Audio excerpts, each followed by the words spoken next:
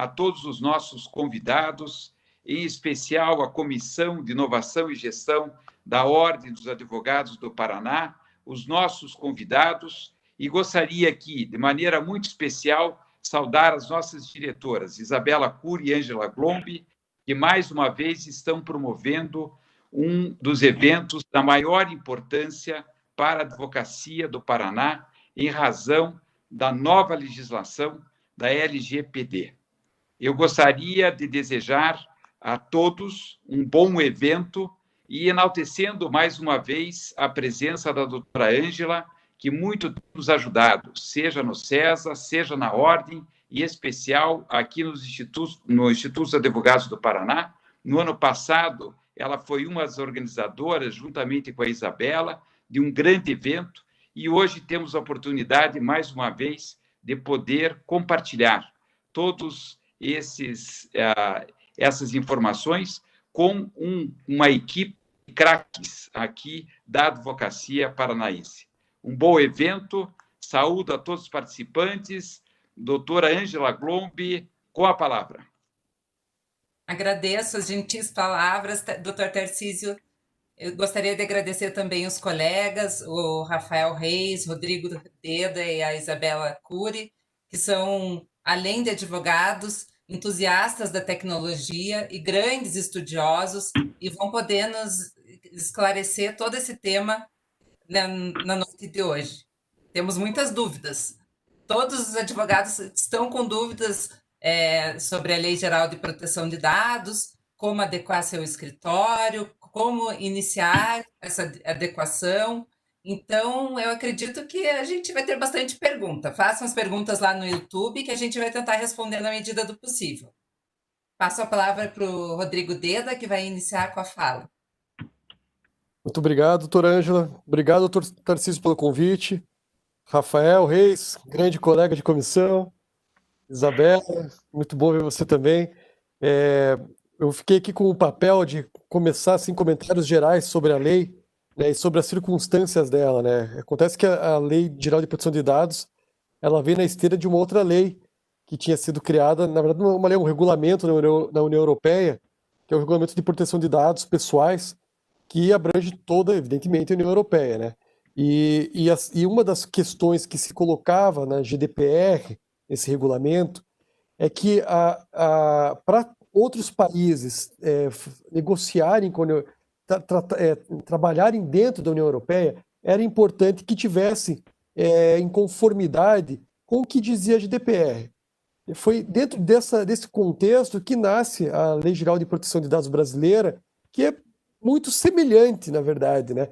Então, assim, até mesmo quando a gente tem muitas dúvidas com relação a, assim, como que algumas coisas que não estão muito bem resolvidas ou explicadas dentro da Lei Geral de Proteção de Dados, a gente recorre, sim, à GDPR, né? É muito comum, assim, nos cursos que a gente dá, pegar e trazer esse cabedal de informações, os considerandos que tem na GDPR para nós aqui, né? Antes de falar um pouquinho da LGPD, é legal dizer que, supondo que um escritório, né? Um escritório não, mas a gente vai ter aí, muitos escritórios têm clientes que atuam na União Europeia, né? Então, pô, mas a gente sabe que o direito comunitário, você tem um regulamento que é para todo mundo, só que o regulamento ele deixa também pontos assim que eram mais conflitivos para que as legislações locais elas realmente resolvam. Então, se você entrar em conformidade com um dos países da União Europeia, automaticamente você está em conformidade com os outros demais países, né? Essa aqui é a lógica do direito comunitário e é assim que eles vêm tratando as questões lá. Dito isso, é legal a gente trabalhar um pouquinho aqui a ideia da Lei Geral de Proteção de Dados, que ela diz respeito a dados pessoais, de pessoas naturais, não de pessoas jurídicas, né? E os dados, que dados são esses? São todos os dados que dizem respeito à pessoa. Quando a gente pensa, a própria LGPD ela tenta conectar o tema com questões de fundo constitucional, a privacidade e a intimidade, de modo que a doutrina, tanto em nível internacional quanto em nível nacional, estabeleceu a ideia de você ter das pessoas terem uma autodeterminação informativa, seja sobre os seus dados biográficos, seja sobre os seus dados cadastrais, seja sobre os seus dados biométricos, reconhecimento facial, Nossa, gente, tá cheio de gente mandando mensagem no YouTube. Vocês estão Nossa, dizendo, por favor. estão avisando que caiu? Voltou, eu acho. Voltamos, ótimo. Estamos no ar? Voltamos, que bom. Após alguns problemas técnicos, agora Obrigada. estamos no ar. Passo novamente a palavra para o Rodrigo Deda, que está falando a respeito justamente do controlador nessa questão de LGPD. Exato. A gente a Isa e o Rafa vão falar de impacto e de como trabalhar a lei LGPD nos escritórios, né? Eu vou dizer para vocês assim que a gente tem que ter uma clareza dos conceitos da lei de início já e começar a pensar que esse é um momento em que a gente não vai se desesperar, vai mapear como é que vai trabalhar as hipóteses legais, né? Várias delas ali podem nos ser úteis, né?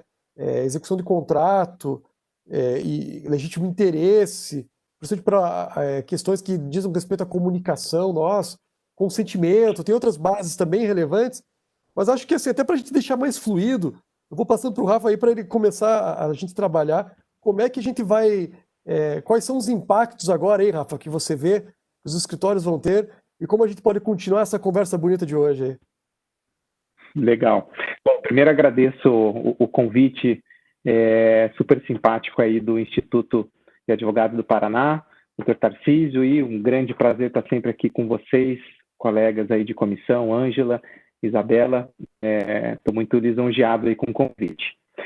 Bom, pessoal, complementando o que o Deda falou, para a gente falar sobre proteção de dados pessoais, a gente tem que falar primeiro sobre os impactos que a Lei Geral de Proteção de Dados ela gera no nosso dia a dia. E isso, a Isa ela vai falar um pouquinho mais sobre os impactos nos escritórios de advocacia, para nós advogados como um todo, mas ela é de fato uma lei que ela gera um impacto para a sociedade como um todo. A gente vai passar agora com esse susto que a gente levou, né, com a Lei Geral de Proteção de Dados já em vigor, praticamente já em vigor, a gente vai passar por um processo de aclimatação, vamos dizer assim, da nossa sociedade em relação a esse tema proteção de dados pessoais. Como o Rodrigo disse, na União Europeia já existe regulamentações a respeito disso, não só da GDPR, que é atual, mas outras que datam lá da década de 80. Então, toda a comunidade, as pessoas, os titulares de dados pessoais, que é quem a Lei Geral de Proteção de Dados ela protege, eles já estão acostumados com um ordenamento jurídico que esteja regrando a questão dos dados pessoais. Isso é uma coisa que a gente não tem aqui no Brasil, a gente não tem esse hábito, esse costume. Então, a partir de agora, a gente já vem de uma provocação em relação a todos esses temas, desde que a Lei Geral de Proteção de Dados foi publicada em 2018, mas agora, com a entrada em vigor da lei, com certeza a gente vai ter uma intensificação em relação a isso. Os principais impactos que eu vejo assim, em relação à Lei Geral de Proteção de Dados na sociedade é principalmente em relação aos direitos dos titulares. E é isso que eu diria para hoje, né? A gente sempre fala, gente, não existe cenário de terra arrasada. Não existe uma empresa que esteja perdida agora porque a Lei Geral de Proteção de Dados entrou em vigor. A gente precisa colocar os pés no chão e identificar quais são os pontos mais sensíveis da legislação que vão impactar não só empresas como escritórios de advocacia. E um desses pontos é justamente os direitos dos titulares. A Lei Geral de Proteção de Dados, além de mas ali pontuar alguns princípios que são bem fundamentais, que eu dou a dica para vocês, saibam que princípios são esses que vocês conseguem interpretar a lei e a vontade até do legislador de uma forma bem mais clara. Então, a gente tem o princípio da finalidade. O que é isso? É simples. Se você está realizando alguma operação de tratamento de dados, o que é tratamento de dados? Se você utiliza algum dado pessoal, nome, CPF, não precisa ser um dado que te identifica diretamente, pode ser um dado que te identifica indiretamente. Por exemplo, eu tenho determinado tipo de perfil de consumo na web. Isso, embora não identifique exatamente o Rafael, isso de alguma forma pode vir a me identificar os meus hábitos, isso pode ser utilizado de alguma forma para me mandar conteúdo promocional com aquilo que eu acho relevante. Então, por que eu estou dizendo isso? Porque um dos princípios da lei é o da finalidade, de que o tratamento que você está utilizando, o que você está realizando com alguns dados pessoais, ele precisa ter uma finalidade específica. O que isso significa? O que existia, qual que é a cultura que até existe um pouco hoje ainda no Brasil? Quanto mais dados, melhor. Então, eu tenho um banco de dados gigantesco, quando eu vou fazer algum cadastro de algum cliente, poxa, estamos falando aqui de pessoas naturais, tá? Pessoas jurídicas não são objeto da Lei Geral de Proteção de Dados. Existem outras leis para cuidar da pessoa jurídica. Mas eu vou lá e vou pedir o máximo de dados pessoais que eu achar interessante. Vai que um dia eu uso, né? Esse é o mindset, para utilizar uma palavra aí da moda. Eu vou pegar endereço, telefone, CPF, RG, vou verificar se esse cara se ele tem alguma restrição de crédito ou não. Enfim, vou fazer um banco de dados para tentar descobrir o máximo de informações em relação ao meu consumidor. Porém, hoje, com a Lei Geral de Proteção de Dados, para cada dado pessoal que eu utilizo, para cada operação de tratamento, eu preciso justificar uma finalidade específica. Ele tem que ter essa ligação com a finalidade. Então, o Deda comentou, uma das bases legais da Lei Geral de Proteção de Dados, o que são bases legais? São permissões que a lei te dá para você tratar dados. Porque a Lei Geral de Proteção de Dados, ela não vem para limitar, para ela, olha, ninguém mais trata dado pessoal. Pelo contrário, inclusive as empresas de tecnologias que mais tratam dados fizeram lobby para a Lei Geral de Proteção de Dados entrar em vigor. Por quê? Segurança jurídica, né? Então, a questão das bases legais são permissões que a lei dá justamente para você tratar o dado. Então, se eu estou coletando um dado pessoal para viabilizar alguma venda que eu vou fazer para você, eu não consigo vender para alguém sem ter dados pessoais mínimos. Então, a lei vai trazer uma base legal, uma hipótese, uma caixinha onde, poxa, aqui é execução de contrato. Então, baseado nessa hipótese legal, eu permito que eu trate os dados pessoais do meu cliente, por exemplo. Tá? Mesma coisa com funcionário. Então, se eu vou contratar alguém, eu preciso saber o seu nome, preciso saber o seu endereço, eu vou executar um contrato, base legal.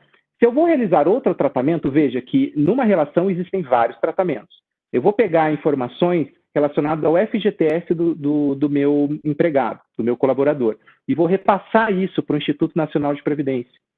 Para eu fazer isso, é uma operação de tratamento, concorda? Eu estou transferindo esse dado. O que me justifica isso? Vai ter lá uma outra base legal que se chama cumprimento de obrigação legal regulatória. Então, a gente consegue, na maioria dos casos, ir encaixando as operações de tratamento. A grande questão é que hoje não existe, as empresas não fizeram ainda, é um processo que as empresas e os escritórios, vamos lembrar que a gente está falando sobre isso, não fizeram ainda esse processo de identificar quais são as bases legais e verificar se não existem alguns tratamentos que estão sendo realizados de forma ilegal, sem conformidade com a Lei Geral de Proteção de Dados. A isso a gente chama de inventário de dados pessoais ou mapeamento de dados pessoais, onde vocês vão listar cada operação de tratamento, qual que é a base legal que me permite ter esse tratamento.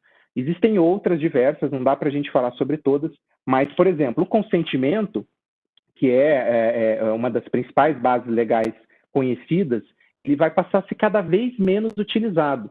Por quê? Porque agora, quando a gente pede um consentimento, né, poxa, eu vou solicitar um consentimento para alguém, essa pessoa ela pode revogar esse consentimento. É um direito previsto em lei. Poxa, eu não quero mais que você trate esse meu dado você está coletando ele, você está tratando ele baseado no meu consentimento. Se eu peço consentimento, a qualquer momento o titular pode revogar. Por isso que é importante essa análise jurídica em relação à Lei Geral de Proteção de Dados. Mas não para por aí. Eu costumo dizer sempre que eu falo, e vocês, por gentileza, me falem do tempo aí, que eu meio que perco a noção. Na maioria das vezes, quando eu estou falando sobre esse tema, eu costumo dizer dos 3 pilares que envolvem qualquer tipo de adequação relacionada à Lei Geral de Proteção de Dados. Primeiro é processo e a parte jurídica. É identificação de base legal, é alteração contratual, é política de segurança da informação, política de privacidade, é o beabá jurídico que, assim, vamos ser bem sinceros, é o processo mais fácil para você fazer, porque é papel e papel aceita tudo. A grande dificuldade está nos outros 2 pilares, que são pessoas e sistemas e tecnologia. Porque não adianta nada você ter um papel que diz que você faz, mas o seu pessoal não está treinado. Então, você precisa, de fato, treinar as pessoas, conscientizar, sensibilizar em relação ao tema da proteção de dados pessoais. E isso em qualquer processo que vocês vão iniciar dentro do escritório de advocacia de vocês, e eu não quero invadir aqui o assunto que a Isa ela vai falar especificamente sobre algumas dicas aí de iniciar esse processo dentro dos escritórios, mas eu digo assim, um dos principais pontos é conscientização. Não só de quem está operando, mas da alta direção também. Vamos falar aqui, fazer uma correlação com sócios do escritório. Se os sócios do escritório não comprarem a ideia também, o projeto não anda, assim como uma diretoria que não sabe, não entende por que existe, não anda. Por quê? É um projeto que demanda da organização, demanda de todas as áreas, porque todas as áreas são impactadas. A área trabalhista é impactada, a área de tecnologia da informação é impactada, enfim, relação com consumidores, clientes, etc., impactado, e escritórios de advocacia tem um ponto adicional, que é em relação à guarda de documentações e informações de terceiros, de clientes. Então, são os clientes que estão... E vejam aqui que o Deda comentou da questão do controlador de dados pessoais. Muitas vezes, o escritório de advocacia sequer será um controlador de dados em relação aos dados dos seus clientes. Ele não pode fazer o que ele quer. Então, ele está realizando alguma operação, tá, enfim, às vezes só guardando alguns dados, mas ele não pode decidir o que vai ser feito com eles. Ele só vai agir conforme o que o cliente dele exigir. E veja a relação de confiança que tem que existir aí entre escritório e cliente, né? Porque o cliente ele vai estar dando ao escritório uma série de informações que, caso algum problema aconteça, seja por falha humana, seja por falha de tecnologia ou falha de processos, né, um desses 3 pilares, a gente vai ter um problema não só do escritório, mas um problema do cliente e vai gerar um lack de confiança.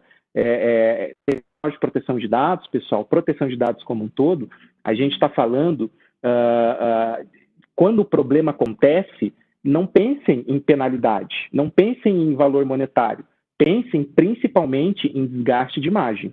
Porque se isso vem à tona, não só com o seu cliente, mas se isso se torna público, você vai ter um desgaste de imagem muito grande, severo, né?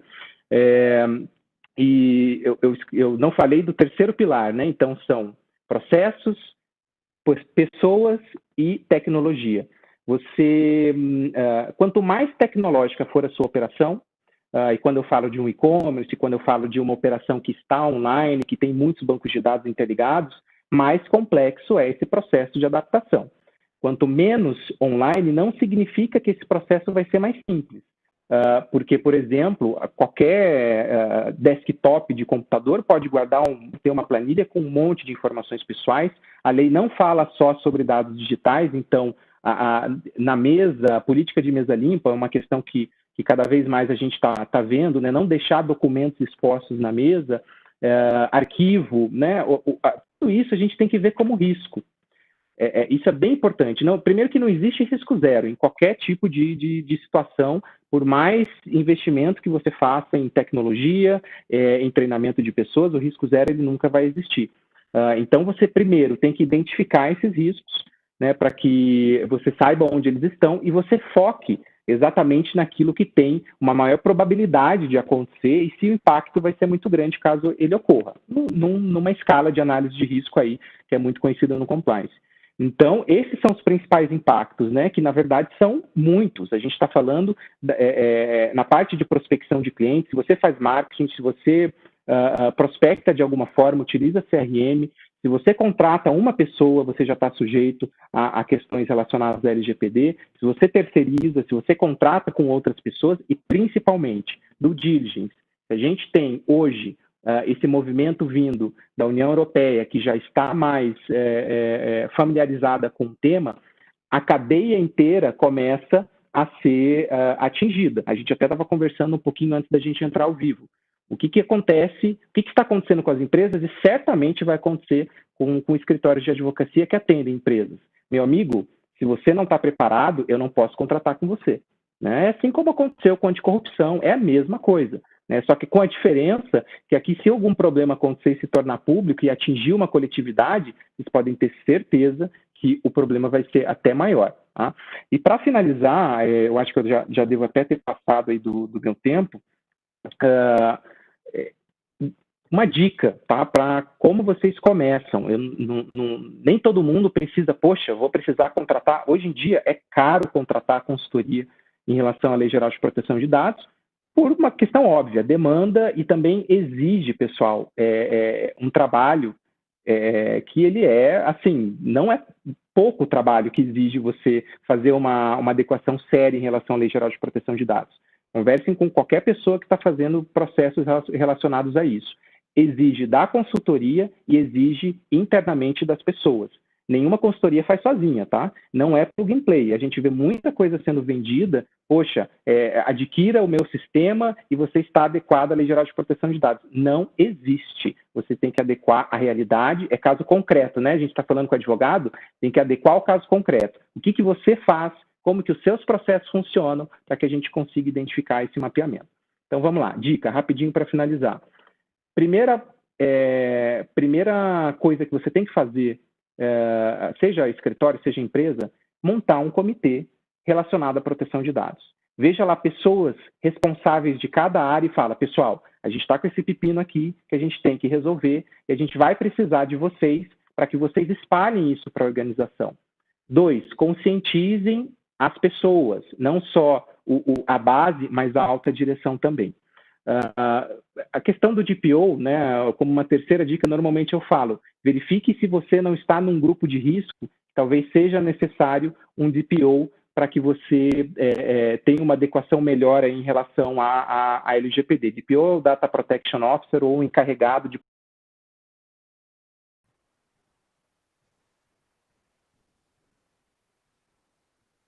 Gente, podemos continuar, voltou. Ah, legal, ótimo. Bom, pessoal, desculpem aí o probleminha técnico, acontece, mas só para concluir o que eu estava dizendo, sobre as dicas, né, em relação a qualquer empresa ou escritório de advocacia que eventualmente vai iniciar algum planejamento em relação à Lei Geral de Proteção de Dados, que é, de fato, criar um comitê de proteção de dados para estudar um pouco o assunto e verificar como aquilo vai se aplicar à sua realidade, para que assim vocês possam estabelecer os primeiros passos e também para que vocês envolvam as pessoas, sensibilizem toda a organização, porque qualquer organização, seja um escritório, seja uma empresa, seja um escritório de uma pessoa ou de 100, são feitas por pessoas e são as pessoas que eventualmente causam os maiores tipos de problemas relacionados à proteção de dados pessoais e não tecnologia necessariamente, tá? Eu quero passar a palavra agora para a doutora Isabela, que vai falar um pouquinho mais sobre o projeto de adequação nos escritórios de advocacia, como que isso pode ser feito de uma maneira um pouco mais estruturada. Honrado em ladear as telas aqui com os doutores Ângela, Deda e Rafael, grato ao Instituto dos Advogados do Paraná pelo convite, representado pelo presidente Dr. Tarcísio Kretz e a doutora Ângela Glombi, que nos lideram com braçadas largas nesses mares agitados de pandemia. Fui incumbida de conversar com vocês sobre por onde começar na prática a conformidade dos escritórios de advocacia LGPD. Como o Rafael e o Deda já comentaram, não é momento de entrar em pânico, mas pensar que o momento chegou. Se eu não estou em conformidade, passarei a estar e começarei imediatamente.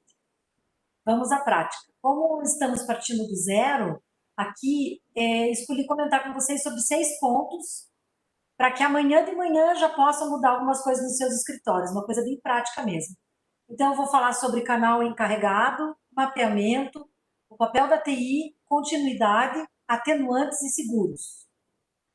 Falando sobre canal encarregado, como uma primeira atitude fácil e rápida de se tomar, criar nos escritórios, no site do escritório, num lugar visível, um canal de contato exclusivo para os pedidos de informações e denúncias ligadas aos dados captados pelo escritório. Pode ser um simples e-mail. Nomeie um profissional dentro ou fora do escritório como especialista para verificar diariamente e responder esse e-mail. Essa é a primeira porta de entrada de um problema para o seu escritório. Já está em vigor o prazo de 15 dias para responder aos pedidos de informações dos titulares de dados e ainda não é o momento de focar nas respostas aos pedidos da Agência Nacional de Proteção de Dados ou outros órgãos. Por quê? Porque estou partindo do pressuposto que a gente está começando do zero, então isso você vai fazer no segundo momento. Para responder esse tipo de e-mail, que vai chegar por esse canal exclusivo, vai ser necessário reunir informações dentro dos diversos setores do escritório, tanto faz se são 2 setores ou 20 setores, porque a resposta precisa ser dada de acordo com as exigências da lei. A lei lista quais são os requisitos para essa resposta. Então, quem for o responsável por isso, para responder os e-mails, vai precisar buscar essas informações com suporte de TI, talvez com RH, com secretárias, com advogados, financeiro, e os demais atores do back-office.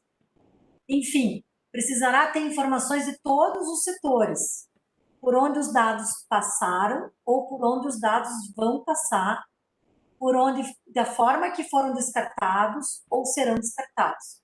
Então, a providência imediata é criar o e-mail, publicar no site de uma forma clara e fácil, explicando no site que esse é um canal exclusivo para informações sobre proteção de dados. Vai nomear um advogado da equipe para receber esses e-mails, olhar todo dia se veio algum daquele canal, e quando o advogado receber um e-mail nesse sentido, imediatamente avisar os sócios sobre o recebimento, acionar a TI do escritório e vocês formarem o comitê que o Rafael comentou, um comitêzinho interno para tratar do assunto. Por que essa é a primeira providência? Porque se um e-mail como esse for enviado num canal comum, aquele famoso e-mail de contato geral que fica no site, e for deixado de lado, ou passar o prazo de 15 dias para a resposta, o escritório já vai ter problemas judiciais a partir de agora, pelo simples fato de não ter respondido no prazo. E você vai ter, até o favor, se você tiver um canal exclusivo para isso e bem divulgado, você vai ter até o favor algumas atenuantes previstas na lei, como, por exemplo, a atenuante de que você tomou providências concretas para se adaptar à lei e que você está agindo de boa fé. Se você não tiver um canal específico e bem divulgado no seu site para isso, e algum titular de dado mandar um e-mail para você perguntando o que estão sendo feitos os meus dados no seu escritório, você vai ter um titular nervoso, insatisfeito, e nem sequer você vai saber disso. E é importante dizer que o titular de dado que pode tá querendo saber informações pode ser muito bem um funcionário de dentro do escritório. Na Argentina, os primeiros casos judicializados de problemas com a legislação deles foi justamente casos vindos do RH, de funcionários internos. Então, esse tipo de risco, quando é desconhecido, porque você não sabe nem que você recebeu um pedido como esse, porque você não tinha um canal próprio para isso, tende a gerar prejuízos para a imagem do escritório e para o financeiro do escritório. Então, no artigo 19 da LGPD, você tem qual é o conteúdo dessa resposta. Vou dar uns exemplos. A origem dos dados, a inexistência de registro, os critérios utilizados para tratar o dado, a finalidade do tratamento e, reiterando que a resposta tem que ser dada em 15 dias a partir do recebimento do pedido. Então, vocês viram que é bastante arriscado um e-mail de pedido assim, entrar na roda de e-mails gerais e não ser tratado no prazo e da forma correta. A gente está vendo que o susto de receber um e-mail desses por quem não está, pelo menos, minimamente treinado ou atento, gera uma trava geral, tipo no estilo 7-1 na Alemanha contra o Brasil. Então, eu sugiro começar por aí, e antes de passar para um próximo passo, eu ressalto as responsabilidades do encarregado. Essas responsabilidades são muitíssimo maiores e mais graves do que eu estou mencionando aqui para aquele responsável que estou sugerindo que você indique dentro da tua equipe, que você vai inicialmente nomear. Por isso, no momento inicial, eu sugiro que não deem ao escolhido para ler e-mail e para responder e startar os processos internos, não deem o nome de encarregado. O nosso tempo é curto e por isso que eu optei por não me aprofundar nisso. Mas basta eu dizer que o encarregado pode ser responsável com o seu patrimônio pessoa física por alguma irregularidade que aconteça. Então, quando o escritório está muito no começo dessa conformidade, é melhor não dar para o nome da pessoa o nome do cargo encarregado. Vamos falar um pouquinho de mapeamento, né? Se for possível o escritório fazer mais de uma coisa ao mesmo tempo nesse start inicial, no pontapé inicial, faça o mapeamento junto com a implementação do canal. Se não, seja rápido em fazer a implementação do canal, isso você pode fazer em poucas horas no seu escritório, avisando a TI, avisando quem vai ser, colocando no site, colocando um fluxo de passo a passo sobre o que fazer, e inicie o mapeamento urgentemente. Mas, afinal, como que eu vou fazer esse mapeamento? É o seguinte, o mapeamento, ele nada mais é do que um PET scan, um raio-x do seu escritório inteiro, incluindo, como o Rafael falou, o Deda falou, fornecedores, terceirizados, consultorias externas, todos que têm contato com os dados que você capta, ou os dados que são enviados sem nem você mesmo solicitar. Vamos lembrar que captar dados não significa só os dados que você solicitou para alguém, mas também aqueles dados que chegam para você sem solicitação. Nos escritórios de advocacia, a gente trabalha muito assim, né?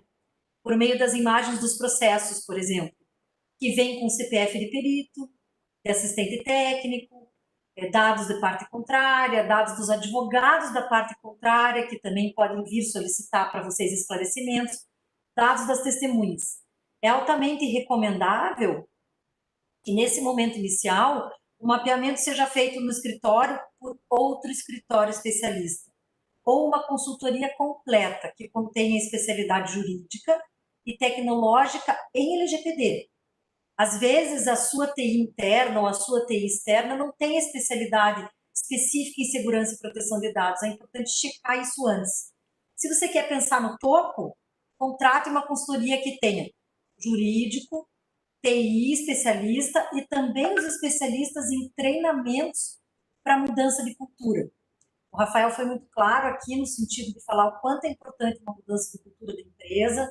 Se todos os níveis não tiverem entrosados, não vai funcionar. E a gente sabe que o mais difícil em qualquer lugar é a mudança de cultura. Então, tenha em mente que, embora sejamos todos advogados, a gente tem que avaliar qual será a chance de êxito de um criminalista elaborar um recurso no âmbito trabalhista, ou um criminalista elaborar um acordo de sócios numa sociedade anônima de capital aberto com operações em bolsa. É a mesma coisa na proteção de dados, e funciona do mesmo jeito. Bom, já deve ter ficado claro até aqui que a chave para a conformidade dar certo e ser mantida de forma definitiva é o tratamento contínuo. Então, vai ser necessária a conscientização interna de todos os players de dentro e de fora do escritório de por que tudo isso. Não funciona só reunir equipe, contar o que está acontecendo, explicar os riscos, as penalidades e pedir atenção. Precisa de um treinamento operacional, uma coisa detalhada, água mole e pedra dura. Tem que ser uma coisa constante, diária, né? Então, esse é o maior desafio. Mas voltando aqui para o simples e para o básico e falando do mapeamento, você pode sim no seu escritório fazer um mapeamento sozinho, para dar um start. Isso não afasta que você depois busque uma consultoria, uma assessoria paralela especializada em algum momento. Então, para você começar o seu mapeamento, você vai precisar criar questionários a serem respondidos por cada setor, cada equipe do seu escritório. Inclusive secretárias, TI, financeiro, recepcionista, RH, alta diretoria, sócios, fornecedores, enfim, todos têm que responder esses questionários. Eles precisam ser o mais detalhado possíveis, objetivos, de preferência com respostas sim e não, respostas de marcar X, e automatizados com uma planilha de Excel, que vai fazer uma leitura automática das respostas e vai trazer uma lista de riscos. Tá, mas eu não sei fazer automação de questionário com planilha de Excel. Tem gente que faz. Contrata por hora alguém só para fazer automação e entregar para você aquilo pronto e você só adaptar, se você quer fazer sozinho no teu escritório esse start inicial. Esses questionários não afastam a necessidade de entrevistas internas. Elas precisam ser feitas durante o questionário, depois dos questionários, com os integrantes do escritório para entender de uma forma mais profunda o passo a passo que é feito com cada dado em cada setor. A gente tem que lembrar que ninguém estava até agora dentro dos escritórios pensando em dados. Onde eles ficavam, se eles podiam vazar, para quem eles são enviados, como eles são descartados. Então, os questionários servem também até como uma forma didática de despertar nas pessoas do escritório esse pensamento. Né? Ensinar a pensar diferente sobre dados, a ensinar a não fazer nada no automático, a pensar, fazer, opa, será que esse é um dado pessoal? Será que esse é um dado sensível? Será que eu posso pôr esse dado no e-mail? Será que eu posso pôr esse dado no WhatsApp? Então, a montagem dos questionários costuma ser gradativa. O primeiro questionário é mais geral, para o analista verificar quais são os leques de pesquisa que ele vai precisar abrir, de acordo com as respostas. E a partir da resposta de cada onda de questionários, outros vão ser elaborados de forma personalizada, conforme a resposta dos anteriores, até que tenha sido feito um mapeamento completo, personalizado. Isso envolve dados digitais e os dados que circulam por documentos físicos, arquivos de processos, financeiro, RH. Uma dica muito válida é quanto menos documentos físicos de clientes do escritório retiver a partir de agora, é melhor. Isso reduz imensamente o risco do escritório. Começa a devolver os documentos, estabelece aí um fluxo, uma força-tarefa entre as equipes para pegar os documentos físicos de processos que estão em andamento, de processos que não estão em andamento. Nossos processos são todos eletrônicos, a junta comercial está toda eletrônica, a Receita Federal também. Para que ficar com o documento físico do cliente? Pode fazer o escaneamento desse documento. Primeiro de tudo, entrega para o cliente o documento físico dele mediante protocolo e não coloca no protocolo o CPF do documento. Minimização. Não pega dado que você não precisa, não fica com dado que você não precisa. Depois, esse scanner que foi feito do documento também vai precisar de toda uma atenção especial. Então, os escritórios não podem mais ser arquivos de documentos alheios. Não tem como mais, é muito arriscado isso. E também, muito cuidado, não pode o escritório passar a descartar todo e qualquer tipo de dado digital indiscriminadamente. Não faça isso. Não vamos enxergar os dados como bomba, como mina, que vai explodir a qualquer momento, né? Então, calma. Vamos triar o que vai ser descartado em cada setor. Você vai precisar ter acesso aos relatórios de descarte que a tua TI vai fazer, para poder responder questionamentos da Agência Nacional de Proteção de Dados depois, dos titulares e dos outros órgãos. Então, calma na hora de descartar, você vai precisar do histórico de como foi descartado, como vai ser descartado. Então, pensar muito antes de descartar, né? Além disso, você vai precisar estudar dentro do seu escritório o tempo de retenção dos dados, conforme legislação tributária que você precisa ter para qualquer problema depois de fiscalização, trabalhista, civil, previdenciária, né? Então, para saber se o mapeamento, depois que você fez tudo isso, para você saber se o mapeamento foi bem feito no seu escritório, basta você verificar se ele gerou para você, no mínimo, uma gap analysis, que nada mais é do que um diagnóstico dos pontos de risco, organizados por ordem de prioridade, por ordem de gravidade do risco, prioridade de atuação sua, e o relatório de impacto, né? Apenas a partir disso o escritório vai poder decidir por onde começar e vai poder estabelecer os prazos para cada tarefa interna, com muita calma, mas começar a fazer logo. Isso vai ajudar também, nesse momento, você a criar um comitê interno para organizar não só o mapeamento, mas o que vem depois do mapeamento. Então, eu ia falar para vocês mais aprofundadamente o papel da TI, vou pular, porque acho que meu tempo já correu, e vou passar para falar um pouquinho sobre continuidade, né? O Rafael já falou sobre o quanto é importante não pegar termo de consentimento de todo mundo.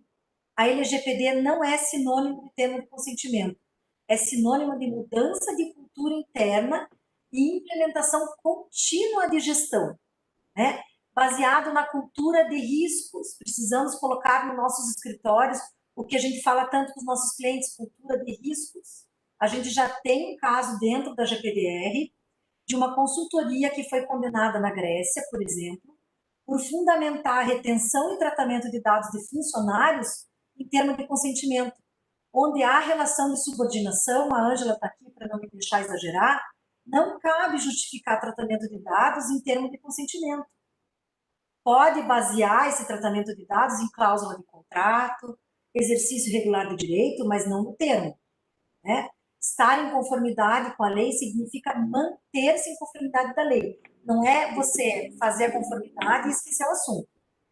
E aí, acho importante encerrar, mas não posso deixar de falar das atenuantes, porque isso é uma coisa que vai salvar muito escritório. A boa notícia é que a lei prevê atenuantes, que podem gerar uma significativa redução das penalidades e talvez até das indenizações judiciais. Essas atenuantes estão escritas na lei de forma expressa, vão necessitar de regulação para serem medidas, mas já podem nos ajudar a aliviar os riscos. Então, eu aconselho que os escritórios, desde amanhã, já estejam cientes de quais são as atenuantes e atentos a elas, que seja a terceira medida a ser tomada. Dessa forma, você aumenta as suas chances de defesa. Algumas delas, aqui para dar exemplo, são a demonstração da existência de políticas de boas práticas e de governança quanto à proteção de dados no seu escritório. Se você já puder criar um manual interno para os dados, excelente. Isso já mostra que você está no caminho de criação das boas práticas e da governança de dados. A possibilidade de demonstração de boa-fé é outra atenuante prevista na lei. Não reincidência, adoção reiterada de mecanismos e procedimentos para minimizar o dano e a pronta adoção de medidas corretivas. Existem outras na lei, basta ler, está facinho e está listado lá. E aí, por fim, né, eu quero falar sobre o seguro, isso é muito importante. É impossível blindar o escritório completamente, ainda que você use os mecanismos mais tops de tecnologia e de jurídico, de assessment para mudança de cultura. Então, é essencial começar a cotar seguro cyber. O seguro cyber existe justamente para isso. Na Europa, 55% de aumento de seguros cyber em 2019 por causa da GPDR deles. Então, é muito importante para a proteção do escritório seguro cyber. E se você for nomear internamente um encarregado ou um DPO, que acaba sendo a mesma coisa, porque o DPO era mais lá com vista à legislação americana, GPDR também, é o seguro de responsabilidade civil para o encarregado, não só para o escritório. Esses seguros no Brasil ficaram muito mais caros e estão mais difíceis de serem contratados justamente por causa da entrada em vigor da LGPD.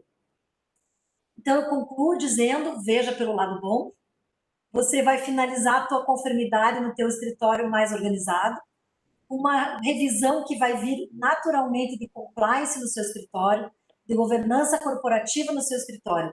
A gente nunca tem tempo para isso, no dia a dia, certo? Afinal, o nosso perfil é muito mais de advogado que empreender. Então, grata pela atenção e eu me coloco à disposição. Obrigada, doutora Isabela.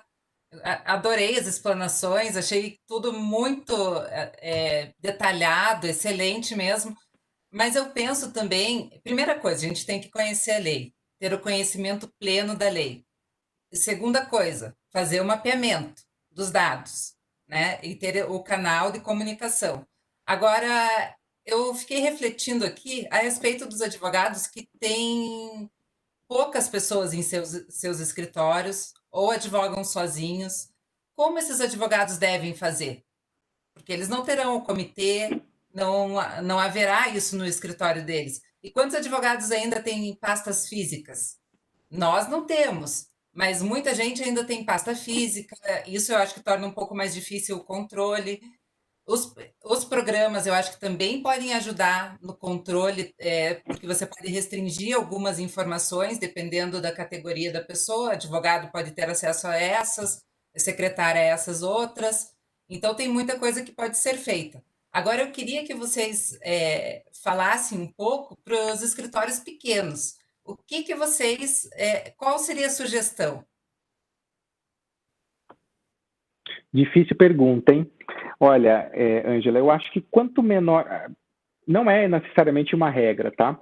Mas eu acredito que quanto menor a estrutura, o risco, ele segue essa mesma proporção. Porque, vamos lá, você vai ter que se adequar de qualquer forma, mas o volume também de informações, o volume de pessoas que você precisa conscientizar vai ser muito menor. Então, eu acredito que quanto menor a sua estrutura, é mais simples de pelo menos você conseguir implementar essa cultura de proteção de dados e revisar esses processos, porque é aquela coisa. Se você está começando hoje, se você está no ambiente de startups, enfim, vocês sabem, né, que é muito mais simples você provocar a mudança do que estruturas organizacionais, que estão há décadas funcionando daquela forma. Então, o trabalho, a grande dificuldade vai ser, de fato, que vai haver pouca infraestrutura ou pouca estrutura para você, de fato, fazer a adequação. Então, o próprio advogado, né, vamos pensar, vamos ir mais longe, o advogado que trabalha consigo mesmo, né, o advogado autônomo, ele vai ter que prestar atenção em relação a essas coisas. Poxa, como que ele pode fazer isso? Ele vai ter que verificar em relação aos sistemas que ele está utilizando, se ele está utilizando, por exemplo, um servidor seguro de e-mail, tem coisas básicas que ajudam nessa questão, né? Mas, de fato, ele vai ficar dependente dele analisar quais são as operações de tratamento que ele está realizando que podem lhe causar algum tipo de risco. E, é claro, também existe a questão da proporcionalidade, da ponderação que vai existir em relação a isso, né? Existe a questão das penalidades da lei e o tamanho não só da empresa, mas também da estrutura organizacional, seja uma empresa ou um escritório de advocacia, ele é considerado também no âmbito administrativo e, com certeza, também vai ser considerado no âmbito judicial.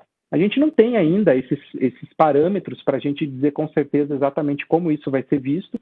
A Lei Geral de Proteção de Dados, ela traz algumas indicações que a Autoridade Nacional de Proteção de Dados ela vai regulamentar como a lei vai ser direcionada para pequenas e médias empresas, para a gente fazer algum tipo de correlacionamento aqui com pequenos escritórios de advocacia. Então, vai haver algum tipo de regulamentação em relação a isso quando a autoridade ela tiver mais estruturada, né? A autoridade já existe, só não está ainda operando de forma efetiva.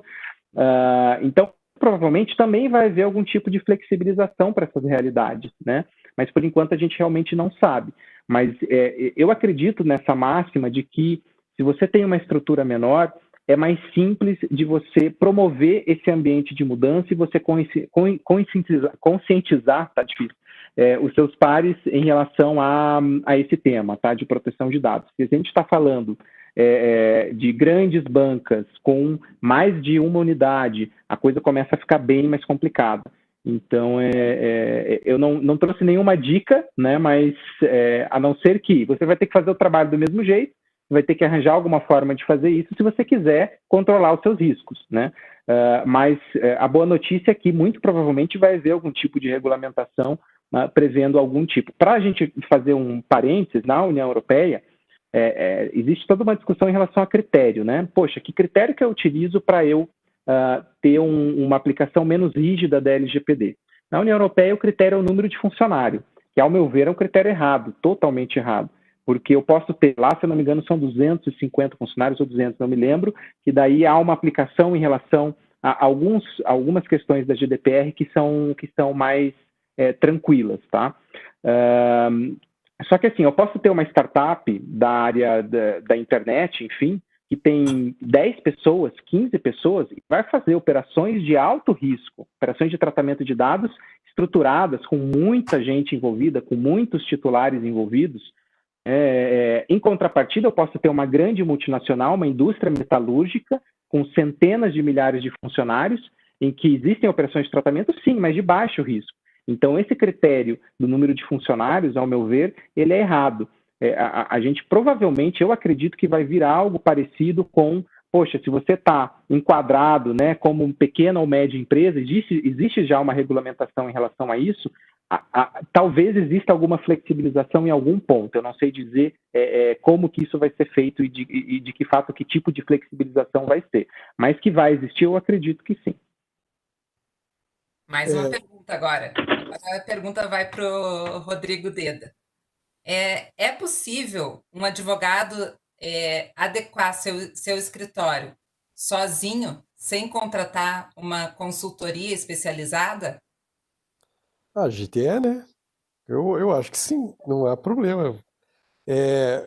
Veja, o que eu acho que, do meu ponto de vista, a Lei Geral de Proteção de Dados, ou qualquer tipo de adequação para a proteção de dados, que para nós parece um pouco mais difícil, porque lida com habilidades que nós geralmente não trabalhamos, sabe? Que são habilidades administrativas, de gestão, de análise de risco. Geralmente, isso não é ensinado na faculdade. Como é que se faz gestão de risco? Que ferramentas você tem?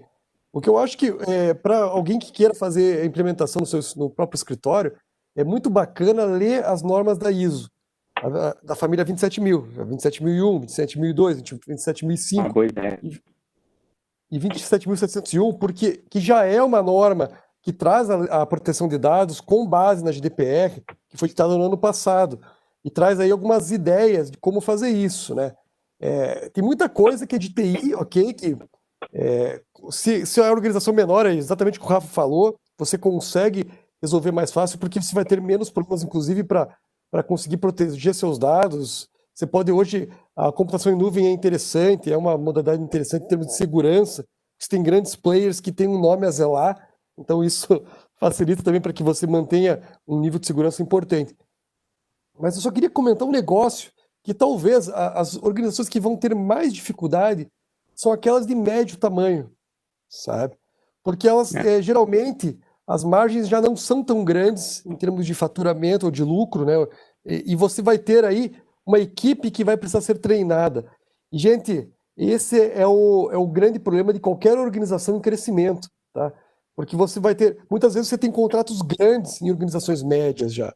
Então, e aí a questão mesmo do risco, fazer essa análise de risco, ela se torna mais relevante, tá? Ah, muito bom. Agora mais uma pergunta vinda aqui pelo YouTube, que eu vou dirigir à doutora Isabela. Qual a orientação para o uso correto do WhatsApp para translado de documentos e dados com o cliente? Então, eu vou precisar ajuda aí dos meus pares sobre isso. Essa parte é bastante técnica. Sob o ponto de vista assim de lei e da experiência que eu tenho, é nunca você digitar no WhatsApp dados pessoais, muito menos dados sensíveis.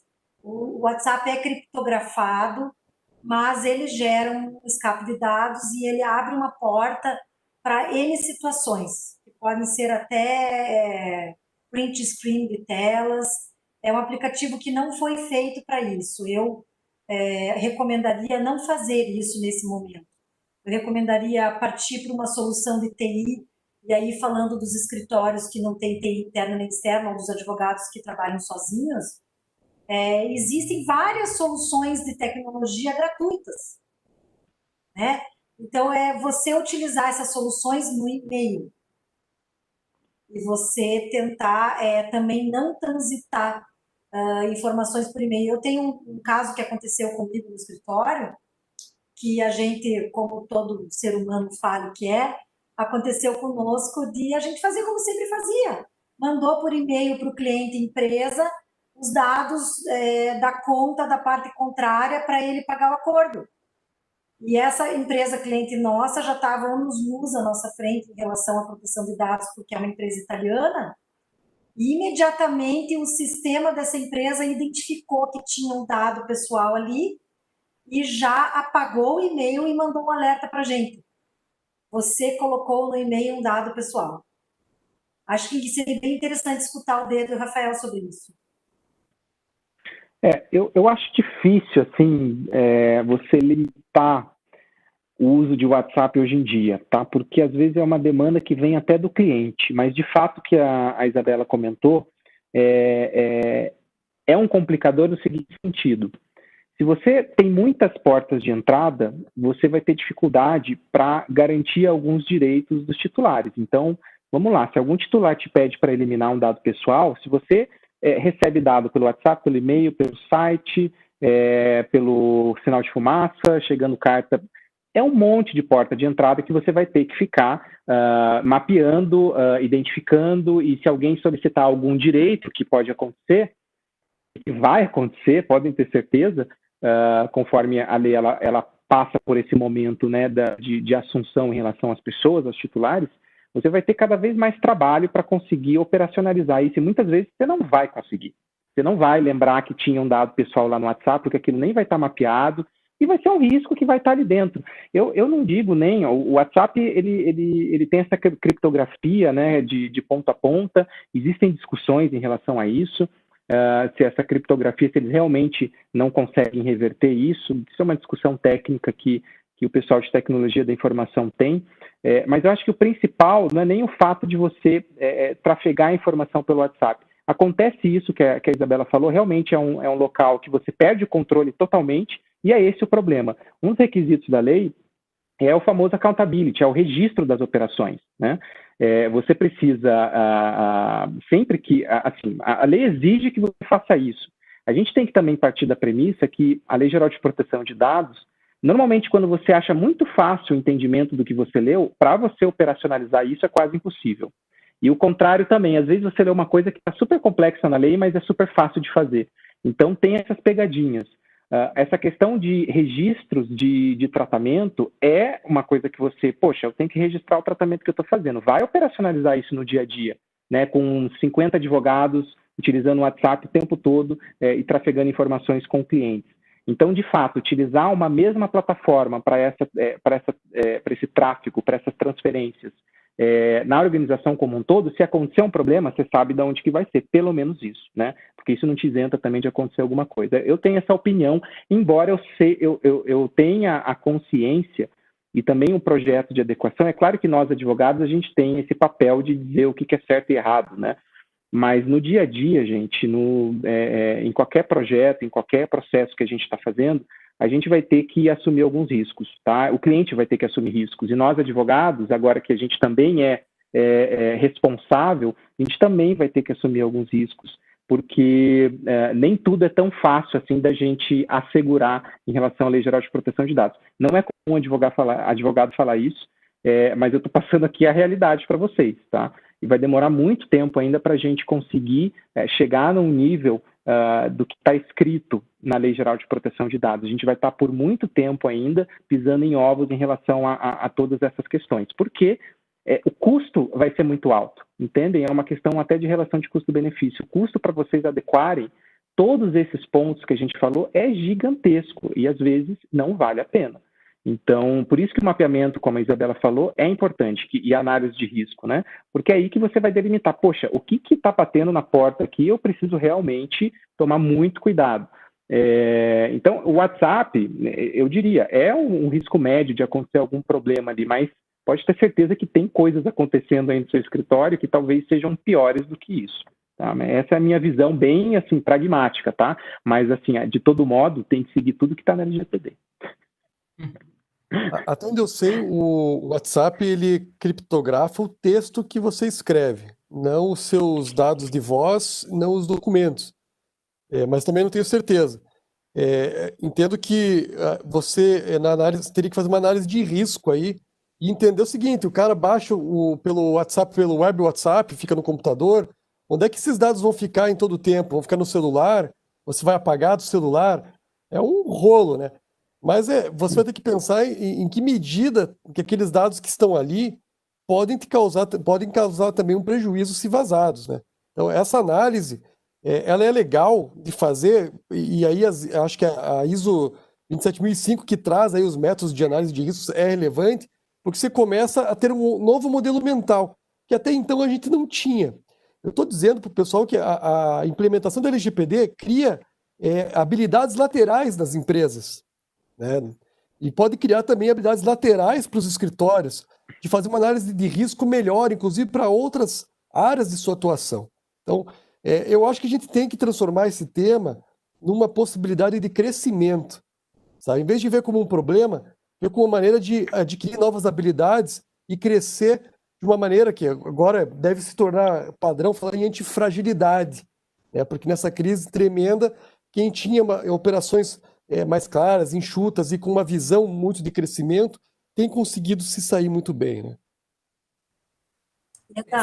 Angela, só se você me permite, eu acabei de olhar aqui no FAQ do WhatsApp, ele diz que criptografa fotos, imagens, documentos, tudo. Mas o meu medo é a questão da clonagem. Quem é que na pandemia não conhece alguém que teve o seu celular clonado? O celular clonado, o celular perdido. Então, é aquilo que o Rafael disse. No intermediário dos mundos, não é nem no melhor, se a gente puder canalizar para um canal só, você receber os documentos e os dados, melhor. Né? Mas isso, como diz ele, tem coisas muito piores acontecendo. Então, é importante você priorizar no seu escritório o que você vai fazer primeiro, senão você enlouquece. Verdade. Eu agradeço a todos vocês. A gente já está passando um pouquinho do nosso tempo, mas eu acho que valeu a pena. A gente poderia ficar falando aqui mais 1 hora sobre esse assunto, porque tem muito assunto ainda, né? Eu gostaria de agradecer ao Dr. Tarcísio pelo convite, que o Instituto realmente eu tenho um carinho especial e fico muito grata em poder falar um pouquinho aqui em nome do Instituto. e deixo a palavra agora para o doutor Tarcísio para o encerramento. Olha, eu agradeço a participação do Rafael, do Rodrigo, da Isa e da Ângela, mas especialmente pelo fato de que nós estamos vivendo aí, na prática, né, uma situação disruptiva.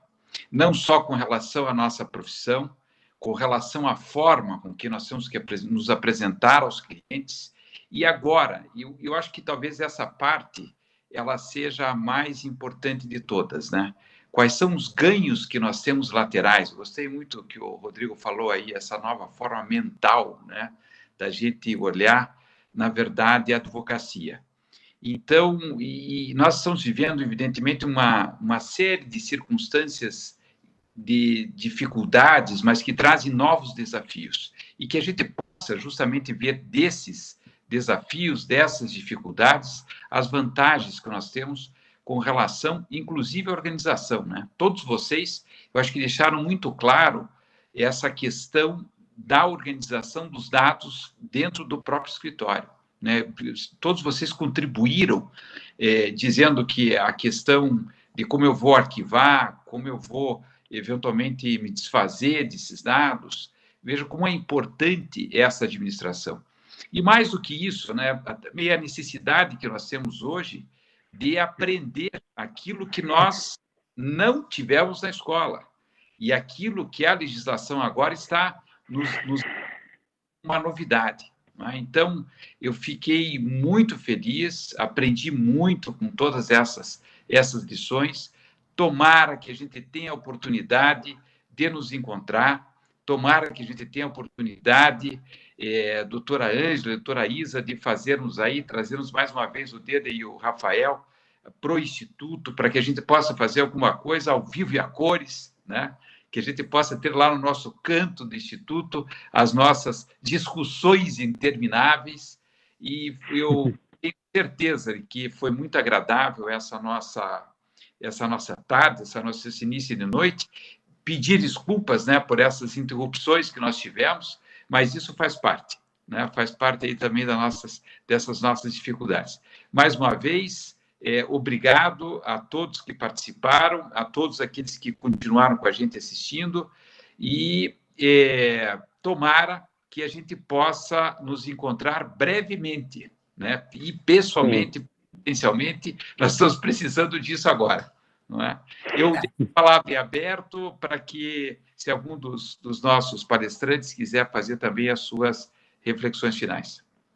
Muito obrigado e boa noite. Obrigado, Tarcísio. É um prazer mesmo. O IAP IAPR é um lugar que eu sempre me sinto muito em casa. Agradeço o convite. Espero que a gente tenha... os debates vão continuar, gente, sabe? A Autoridade Nacional precisa definir um monte de coisa ainda com relação à segurança, com relação a questões a pequenos escritórios e pequenas empresas. Então, vai continuar, né? A gente só não sabe quando, né?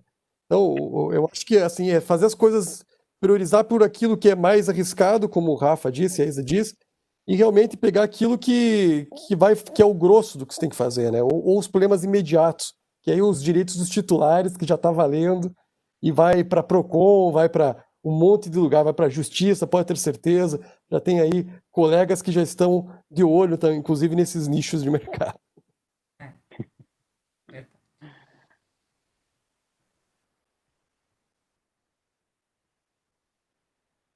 Então, boa noite a todos.